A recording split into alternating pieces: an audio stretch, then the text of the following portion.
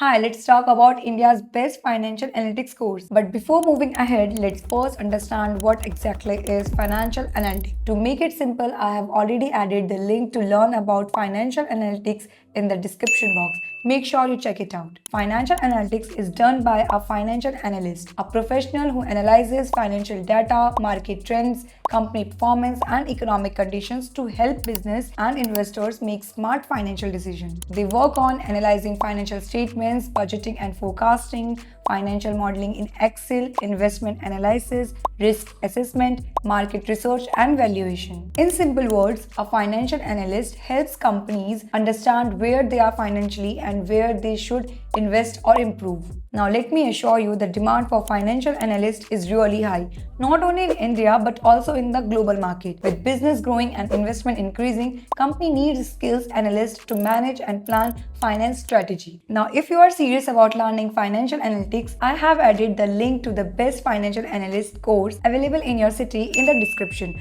Do check it out. I hope you found this video valuable. Do like, comment and share. And if you have any doubts, drop them in the comments. I will surely clear them.